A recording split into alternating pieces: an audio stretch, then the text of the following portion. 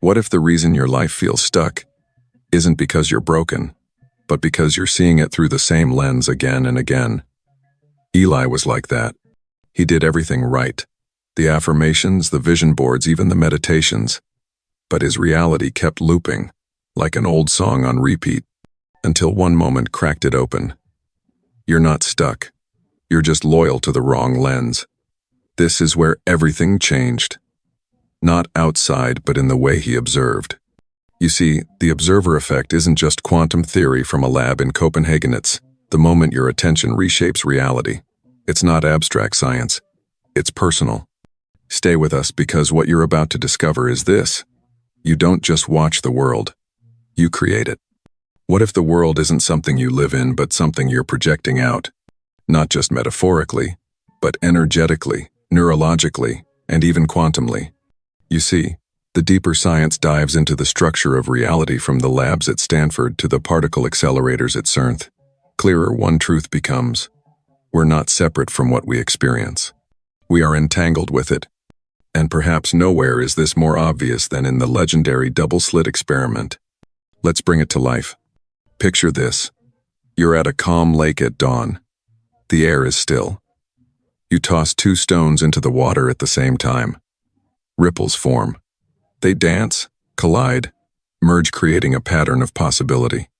That's a wave pattern, like particles when no one is watching. But now imagine someone steps in and films those stones mid-air. Suddenly, instead of soft interference, the ripples form two clear impact zones. No waves, no dance. The particles knew they were being watched. They stopped behaving like a wave of potential and collapsed into a single path. That moment, the collapsize everything. Observation equals collapse of wave into form. Conscious attention equals creation. And so, as physicist Andrew Truscott showed in his 2015 experiment at the Australian National University, even if the decision to observe happens after the particle has already passed through the slits, reality still rearranges itself retroactively. Let that land. The future choice you make changes the past outcome. Mind-bending, right? Now zoom out. You are made of atoms. 99.999999% empty space and energy. Your thoughts, your emotions, your intentions all emit measurable frequencies. According to HeartMath Institute, the electromagnetic field of your heart radiates up to 3 meters beyond your body. What you feel isn't just inside you, it's broadcast. It influences. So the field, this intelligent, vibrating soup of possibility, isn't responding to your words. It's responding to your wavelength. The field isn't waiting for what you want. It's waiting for what you choose to see. So what are you choosing? Because it's not always conscious, is it? Sometimes we're looking through the lens of childhood wounds, old heartbreaks, survival instincts. Sometimes our nervous system is stuck in fight or flight, scanning for threats, collapsing waveforms into familiar pain, not because we want to suffer, but because familiarity feels safe. What if the life you think is repeating is just a loop of unconscious observation? Have you noticed how certain patterns seem to follow you? Same type of relationship, same feeling of not being enough, same financial struggle. Is it possible that you're not cursed, not broken, but just broadcasting the same signal over and over? And if so, what would happen if you changed what you were available to see? Not forcefully, gently, like choosing to turn your face toward a different part of the sky. Could you begin observing from love instead of fear? From possibility instead of proof? Because the field is vast, limitless, and the wave of your life hasn't collapsed yet. It's still waiting for your gaze. What have you been unconsciously choosing to observe lately? Can you feel it in your body? Let's talk in the comments. I'd love to hear what shifts for you. And stay with me, because in the next chapter, we meet Ellie, a man unknowingly trapped in the same emotional loop for over a decade. He thinks he's stuck. He thinks the world is repeating. But the truth? He's been collapsing the same wave again and again, until one moment fractures it wide open. And maybe, just maybe, you'll see your own reflection in his story. Because once you see the loop, you can choose a new one. And that changes everything. Have you ever tried to change your life? only to find yourself right back in the same place, just wearing a new outfit? This was the quiet agony Eli carried. On the surface, he was doing everything right. He had left the toxic job, switched to plant-based meals, took long walks under the trees in Vancouver's Stanley Park. He even started meditating, twice a day, eyes closed, palms up waiting to feel different. But deep inside, something still looped. A familiar sadness, a low hum of unworthiness. No matter how many changes he made outside, the inside kept collapsing into the same emotion, the same story. Why? Because Eli was still observing life from his past self. His attention, the lens through which he looked at reality, hadn't truly shifted. And if quantum physics has taught us anything, it's this. Observation collapses possibility into form. If you keep observing from fear, you'll keep collapsing the future into echoes of the past. This is the trap of the frequency loop. It's not just about what you think. It's about what your body is broadcasting. It's the emotional signal your nervous system is locked into. It's the pattern your cells are addicted to because, yes, emotions can be chemically addictive. According to research from Dr. Joe Dispenza and neurobiologists at Stanford, your body becomes so used to certain emotional states that it begins to crave them, even when they hurt. You don't just remember the past, you replay it. So every time Eli said, "I'm ready for love," but deep down still feared abandonment, every time he whispered, "I'm worthy," but his body tightened in doubt, he was out of tune. The frequency he sent into the quantum field wasn't his words. It was the emotion beneath them. One night, that realization hit him like thunder. It was raining again. Eli sat in the corner of his kitchen, lights dim, surrounded by silence. The kind of silence that hums louder than any noise. He had just finished a call that ended like all the others, with someone saying, "You're great, but something feels off." And for the first time, Eli didn't distract himself. He didn't scroll. He didn't numb. He just breathed. And he saw it. Not the circumstances. Not the people. But the loop. It wasn't life rejecting him.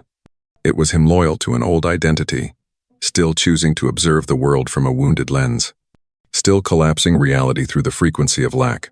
He put the mug down. His hands trembled. And then he cried. But not like before. These weren't tears of self-pity.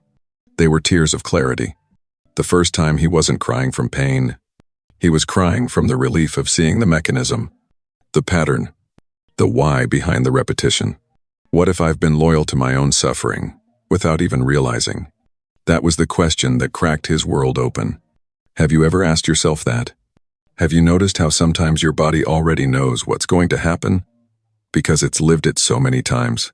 Like that sinking feeling before a conversation. Or that tightening in your chest when someone gets too close. What if that isn't intuition, it's familiarity? And here's the most sobering truth. The quantum field doesn't respond to your desire. It responds to your consistency. So if your nervous system is consistently bracing for disappointment, if your body is consistently tuned to not enough, that becomes your signal. That becomes your reality. But here's the breakthrough. If you can feel the loop, you can exit it. You don't exit by thinking harder. You exit by feeling something new consistently enough that your body begins to believe it's safe. This is where real transformation begins. Not in your mind, but in your state. In the next part, we'll explore exactly that. How your frequency is not what you think, it's what your body is. And how to tune that frequency, not through force, but through embodiment. Because like Eli, once you see the loop, you're not trapped anymore. You're just practiced. And practice can be changed. So stay with me. What frequency has your body been living in lately? Can you feel the loop not in your mind, but in your breath, in your reactions, in your tension? Let's talk in the comments. This is where awareness becomes liberation. And Eli? That night was the first time he didn't try to escape his emotion. He met it. Saturday with it. And in doing so, he stepped out of the loop and into a field that had always been waiting for a different signal. What if the signal you're sending to the universe isn't in your thoughts, but in your breath? Not in what you affirm, journal, or visualize, but in how your body feels when no one's watching. This is what Eli began to understand, slowly, gently, through the quiet spaces. He had spent years trying to change his life with thoughts, words, ideas, but beneath the surface, his body was still whispering fear. Tight chest, shallow breath, shoulders always slightly raised, and no matter how beautiful the affirmations sounded, something deeper wasn't buying it. Because here's the truth. Your frequency is not what you think. It's what your body is. It's not the mantra. It's the state you're living in moment by moment. Your nervous system is like a tuning fork. It doesn't speak English. It doesn't respond to logic. It only knows one thing: safety or threat. This is the wisdom of Polyvagal Theory, developed by Dr. Stephen Porges. It teaches us that your autonomic nervous system is constantly scanning your environment for cues internal and external. It asks, am I safe to expand, or do I need to contract? And when it perceives three even subtle, subconscious one-seat shifts your state. Your breath gets shallow, your body tightens, your awareness narrows. And here's the twist. That state becomes your energetic broadcast. What the HeartMath Institute calls heart-brain coherence, a measurable, electromagnetic signal that radiates up to 3 meters beyond your body. When you're in a coherent state, your heart rhythm, breath, and brain waves synchronize. You're not just thinking trust, you're being trust. And the quantum field responds. The universe doesn't hear your words. It feels your nervous system. That realization hit Eli one morning like a silent truth. He was sitting in his car, parked outside a cafe, repeating his usual affirmations. I trust life. I trust myself. I am safe. But then he paused, felt his breath. It was shallow, fast. His jaw was clenched. He whispered to himself, almost laughing, almost breaking. I've been saying trust, but breathing fear. And that changed everything. Because you can't fake frequency. You can't outthink a dysregulated nervous system. You can only regulate it. Gently, consistently. Eli started practicing coherence breathing, a technique studied by HeartMath and Stanford, involving slow inhales and exhales at around 5 to 6 breaths per minute. This creates balance between your sympathetic and parasympathetic systems. It tells your body, you are safe now. And from that state, new thoughts don't just sound better, they land. They're received. He also started exploring somatic anchoring. Simple gestures like placing a hand on his heart, softening the eyes, grounding his feet. These small shifts sent powerful messages to his body. We're not in the past, we're here. And here is different. Have you ever noticed how your body reacts before your mind does? Like that split second your stomach drops before you even realize you're scared? Or how your breathing changes when someone gets too close?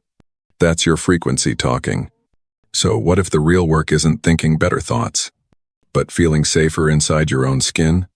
Because frequency is felt. By you. By others. By the field.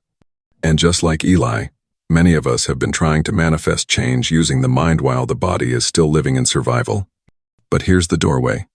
When your body begins to feel what your mind has long believed, that's when reality shifts. And the best part? This doesn't require perfection. It begins with presence, with tiny micro moments of noticing, of choosing safety, of being the signal you've been trying to send. Because when your inner world changes, your outer world can't help but follow. What about you? Can you feel what state your body lives in most often? Is it trust or tension? Let me know in the comments. I'd love to hear what you've been noticing in yourself. Your awareness is the beginning of your transformation. And in the next chapter, we'll move from insight to practice, from knowing to embodying. You'll learn how to begin shifting your stat not by force, but by gentle observation, grounded feeling, and daily stabilization.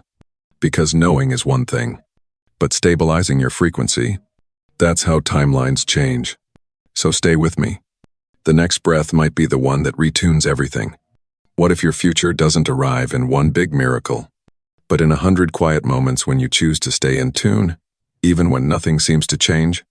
This is the real work. Not dramatic awakenings, but subtle recalibrations.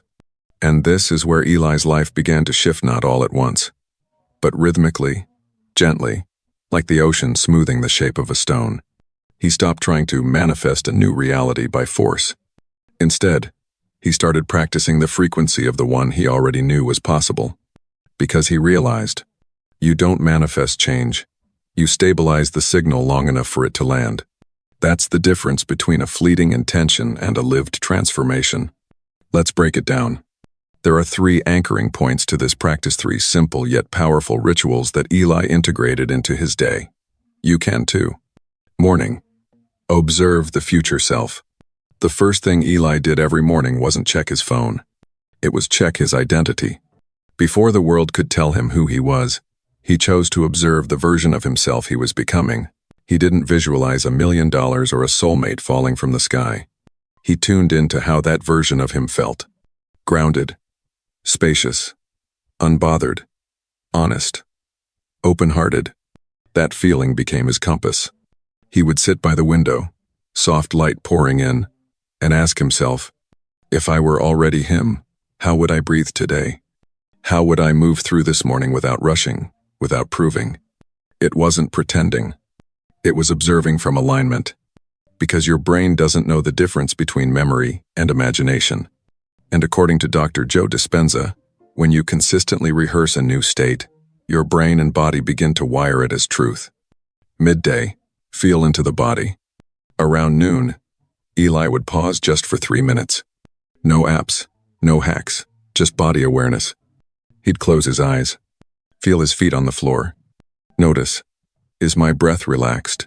Is my jaw tight? Am I broadcasting urgency or trust? This was his midday tuning fork. Because our thoughts might wander, but the body always tells the truth. He learned that changing his state wasn't about fixing anything. It was about feeling where he was, without judgment, then gently choosing a more coherent signal. Sometimes he'd place a hand on his chest and whisper, "We're safe now. You don't have to rush. You're already enough." Not because he needed to fix his vibration, but because he was learning to befriend it. Evening, stabilize the signal. At night, just before sleep, Eli did one last thing. He wrote down one moment from the day when he acted, spoke, or felt like the future version of himself. Even if it was small, like responding with compassion instead of sarcasm, or pausing before sending a text out of old fear, or simply walking with better posture. That moment became proof, not for the universe, but for his nervous system. Proof that the shift was real, that the signal was stabilizing. Because transformation isn't about doing everything differently. It's about doing one thing consistently from a new frequency. What about you? Could you start observing your future self before the world tells you who to be? Could you check in with your body not to fix it but to listen to it? Could you honor the micro moments where you showed up as someone new? Let me know in the comments. Your small shifts matter more than you think. This is how Eli changed, not by chasing results, but by choosing to hold the signal. He stopped acting as if, and started getting familiar with the energy of who he already was becoming. And eventually, the world began to reflect that shift back. Not immediately, not all at once, but unmistakably. And that leads us to the next part of this journey, one that everyone encounters on the path of frequency. The invisible challenge. The gap. The stillness before results appear. The part no one posts about. It's what we call the quantum lag, when the field is still reconfiguring, and your job is simply to stay coherent, even when nothing has shown up yet. So stay with me, because knowing how to hold your signal in the silence, that's the doorway to quantum mastery. And your future is already listening. Have you ever felt like you're doing everything right but nothing is happening? You meditate, you journal, you breathe deeply, you hold the frequency, you show up as your future self, and still, the external world stays silent, unchanged, still, almost like it didn't hear you at all. That's the part no one warns you about. The part between intention and manifestation. The gap, the void, the waiting room of transformation. In quantum language, we call this the quantum lag.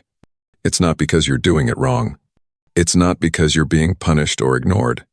It's because reality at the quantum level takes time to rearrange itself around a new signal. Think about it like tuning a guitar. When you change the tension of the string, it takes a moment before the vibration stabilizes into the new note. In that space between tension and resonance, there's uncertainty. That's exactly what happens in your life too. And that's where Eli nearly gave up.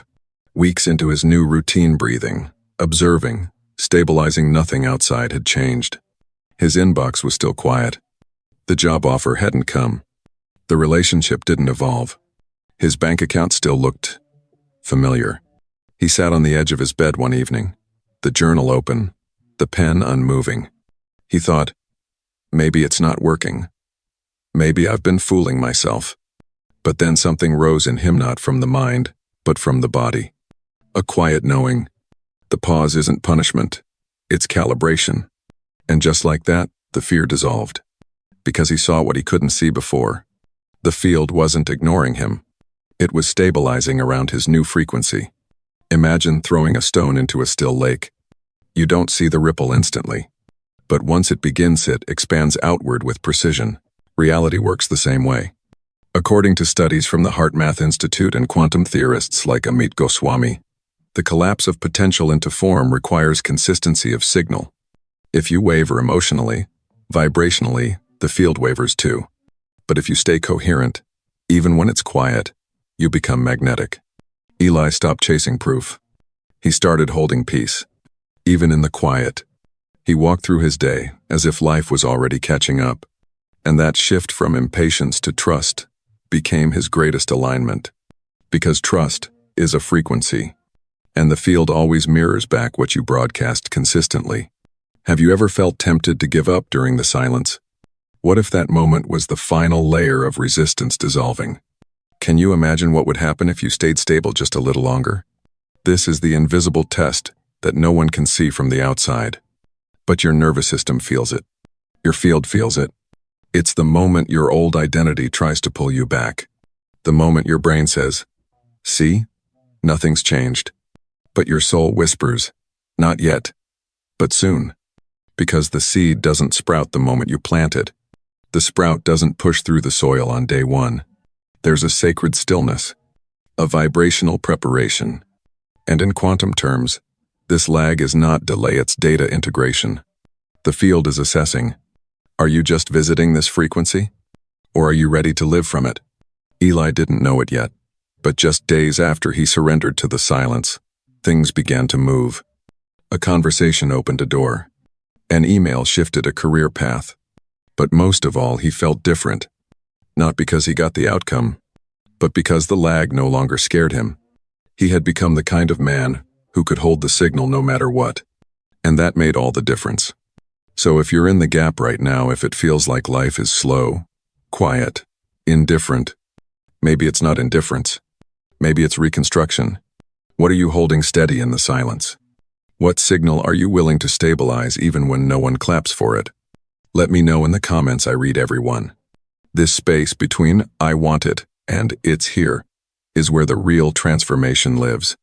And in the next part of this journey, we explore the ultimate tool of quantum coherence, the silent observer. Because when you stop chasing signs and simply become the one who watches calm, neutral, unwavering, that's when the quantum begins to move. Stay with me. The next breath could be your turning point. What if the most powerful shift in your life comes not from doing more, but from being still so still? The universe finally hears your true signal. This was Eli's final threshold. Not the moment he manifested something dramatic, but the moment he stopped needing reality to prove his transformation and simply became the version of himself who no longer rushed, chased, or begged. He had spent years trying to become someone new, visualizing, scripting, affirming, but always with a subtle tension, a reaching, a grasping for evidence, until one quiet morning, he sat by the window, coffee cooling in his hands, and realized he didn't need anything to change, because he had changed. He didn't feel like pretending anymore. He wasn't faking confidence or forcing surrender. He was simply observing, awake, grounded, present. That's the silent observer, the one who doesn't react, but witnesses without judgment, without urgency. In neuroscience, This is linked to the default mode network shifting into meta-awareness, a state studied at Harvard and MIT, where the brain steps outside its loops and sees them, without being consumed. But Eli didn't need a study to feel it. He felt it in his breath, in the space between his thoughts, in the way he no longer spiraled when things went quiet. And here's the profound truth. Stillness doesn't mean passivity.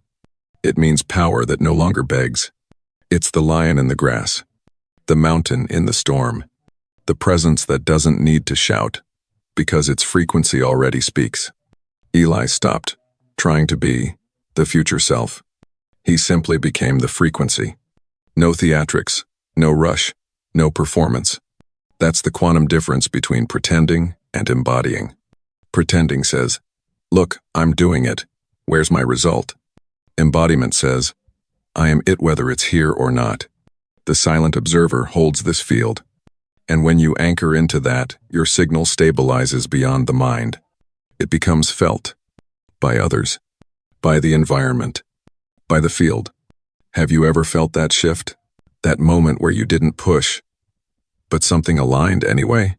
What would change if you stopped needing proof and simply chose to become the frequency you've been chasing? Let me know in the comments. Your awareness can unlock someone else's breakthrough too. This stillness, this calm witnessing, isn't passive. It's the final phase of quantum creation. The field is already entangled with your signal, and now it's mirroring back your steadiness. You don't need to shout into the universe. You just need to sit in the signal long enough for the world to catch up.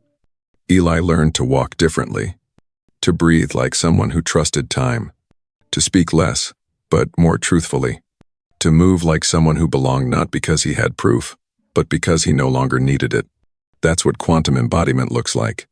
And this presence, this quiet alignment is what bends timelines. Not noise, not rush, not pressure, just coherence, just stillness, just choosing the wave and letting it form.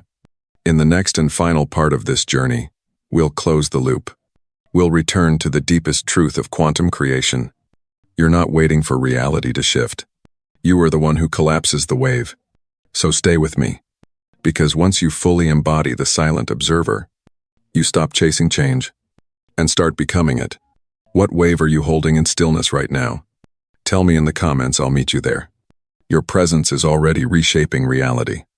What if the most powerful force shaping your life has never been outside of you, but hidden in what you choose to observe?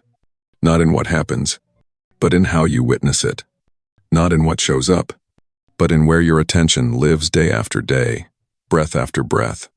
One morning, Eli stood in front of the mirror, not to fix anything, not to rehearse confidence, but to simply be with himself, to witness the stillness, the shift, the presence that didn't exist months ago. His posture hadn't changed dramatically. His face still looked like his, but something was different. It wasn't a change you could photograph. It was subtler, deeper, vibrating from within. Because the difference wasn't in the reflection, it was in the observer. The version of Eli who used to search for proof was gone. What stood in the mirror now was a man who collapsed new waves through steady, feeling-based attention. He finally understood. You're not reacting to life. You're collapsing it into form. Every thought you feel, every feeling you repeat, every subtle assumption you carry, is shaping the quantum field around you. And that field? It doesn't respond to desperation. It responds to coherence, to calm, to choice. So the question is no longer, when will life shift? The real question is, what have you been observing on loop? Because that is what you're bringing into form. Your fear, your scarcity, your not enoughness, or your capacity to be still, your readiness to receive, your ability to embody joy even before it arrives. In a 2023 neuroscience report from the University of British Columbia, researchers confirmed that repeated emotional states create measurable, long-term changes in the autonomic nervous system. In other words, you literally train your body to expect what you repeatedly feel, whether it's peace or panic. So what if your most radical act isn't to force a new result, But to tune your nervous system to a new signal long enough for it to become your baseline, that's what Eli did. And now, so can you. Because the power was never in the affirmation. It was never in the technique. It was never in the timing. It was in your choice of what to witness consistently, emotionally, and honestly.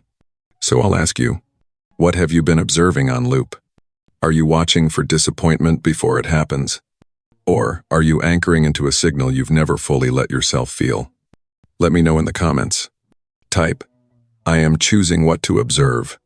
Let it be your declaration, your frequency code.